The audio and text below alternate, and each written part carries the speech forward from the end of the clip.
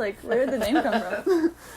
Yeah, I've always felt akin to flowers. Mm-hmm. And the name came from, my partner was looking through a book of plants when I was trying to come up with the name. And I wasn't sure, like, wasn't sure if it was going to be, like, a band name or, like, a solo project name. Mm-hmm. So I was like, okay, I want something that isn't my name.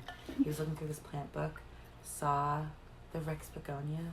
Some of my close friends call me Rex. It's like a nickname. Okay. So I saw that and I was like, oh, it's me. And then I like read up on the plant and it was like, oh, there are like thousands of different species and some of them are soft and like pretty little flowers and some of them are like rough around the edges or whatever. Mm-hmm. And I was like, oh, I associate with this. Yeah, and the music too, like right here is like could be rough, and then there's like crying and like New Year's Eve 2013, like you can be soft and then you can be like a powerhouse. So like how much experimenting does it take to create a Begonia record?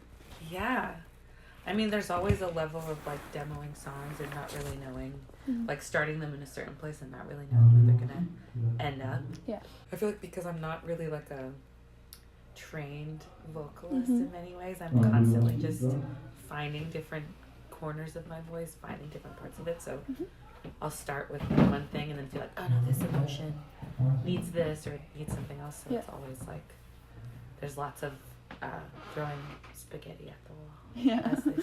What was the first song that came about for this record? Oh gosh, it's probably written in like 2018, probably Cold Night, but I didn't necessarily know we were writing it for the record. Yeah. I think it was like doing some demoing in 2018, but not knowing that then I would start working on it later. Like, because then we picked it up again and we're like, oh yeah, this one. So maybe that one's the oldest one. Okay. Okay. And is New Year's Eve 2013 like an actual event? Yes. Yeah? So my last record, Fear, there's a song called Fear on the record, and I reference New Year's Eve 2013 in it. Yeah. But then for this record, I was like writing with Matt Peters and Matt Schellenberg, Deadman. They were also American. Yeah. They're the production duo I work on all my songs with. And they were like trying to come up with like some of the last tunes and for the record, and we were just feeling so stuck. And then Matt Peters and I went for a little walk. We were just going for a walk, like trying to think of like topics or like something. And I don't usually start topic first. Usually I start with like something comes out and I'm like, oh, that's what the song's about. But for this, I was like, maybe I'll try to elaborate more into New Year's Eve 2013. Because I talk about it, and people ask me often, like, what happened? Yeah. And I'm like, maybe I'll explain it more. It was, I was in a bad place, and it was a bad party. Yeah. And that is the vibe. Do you still think about that party and like how horrible it was, or have you like gotten over it? I've gotten over it emotionally in that it doesn't like necessarily like trigger the same feelings, but yeah, I still can, and especially with that song like coming up again in my life, like, and when you make a record, it just like then lives free and people interpret it however they like. It's like, yeah, I definitely think back, and then I have some people from Winnipeg being like, I think I was at that party. I'm like, are you sure? Yeah. That's so funny though. I heard you're actually like not a huge Elvis fan. So how did Married by Elvis come about?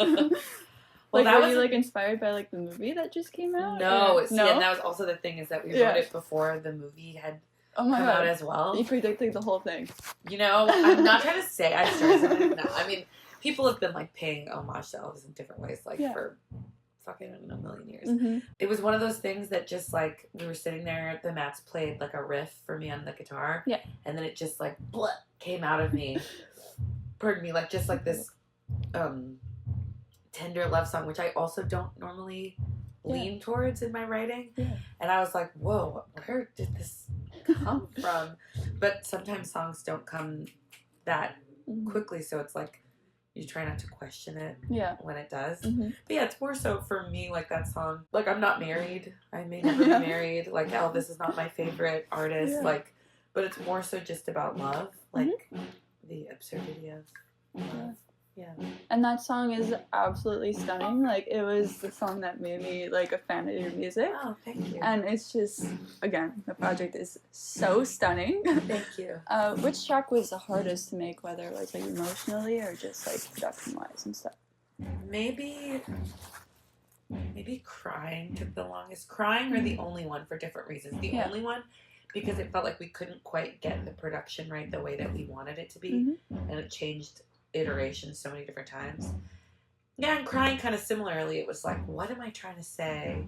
And then once I figured out what I wanted to say, it was like, what production quality matches what I'm trying to say. So both of those songs, I think, took the longest to kind of sort out. 'Cause what's thicker than my thighs is the resolve inside to never let you see me cry. Oh yeah. Well, I don't even cry no more.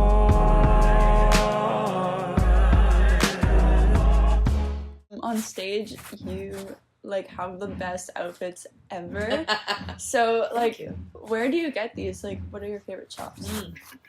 Well, the one I'm gonna wear tonight, and a lot of outfits that I wear. I feel so special. I got a sneak peek. Yeah, I'm like. I mean, I get a lot of my outfits made by a maker in Winnipeg named Emily Woodman. Awesome. And she works with me, gets all my measurements, and like makes things fit for me. But then also, I shop at a like most of these kind of outfits I get from Fashion Brand Company. It's a spot out of LA, and I get it online. And I felt like I'd been trying to manifest some sort of collab with them or something, because I would buy their shit and then like tag them and be like, tag them, and then just recently the garbage bag dress, right? And we're like, hey, we'd like to gift you, and I was like, I manifested it. Honestly, manifestation is so real. It's insane.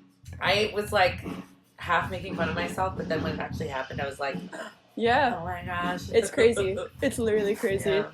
I want to talk about a lyric in, I forgot which song, but you were like, comparing yourself to God, and I thought that was really funny. Wait, was that? Did I interpret it wrong? Okay, basically maybe. You were like, if I had to pick between you and God. When you asked me to choose between God and you, it's true, I chose myself. Yeah, definitely don't think I'm a God. But like, it was kind of in that moment in my life. What I'm referring to is this very specific moment when I was like 19 and I was being pulled in different directions and being asked to like lead this church out in BC. And then I was also like wanting to start this band in my hometown. And it was kind of like the person that was pressuring me to kind of go to this church made me feel like they had envisioned me there. They were having dreams of me there, whatever. And it was almost like I had to choose between God, between being a godly woman or like my own path. And I chose my own path. Because you were involved in like church choirs and stuff for a while. You're on tour right now, so have you like found any cool shops in any cities or anything? I mean, we've barely really had time. Like it's basically like we get in and we come to the venue, go to the hotel, and then go to the next place. So no, I haven't really had much time to like explore, but maybe soon, maybe one day. What are your favorite songs to play live during this tour?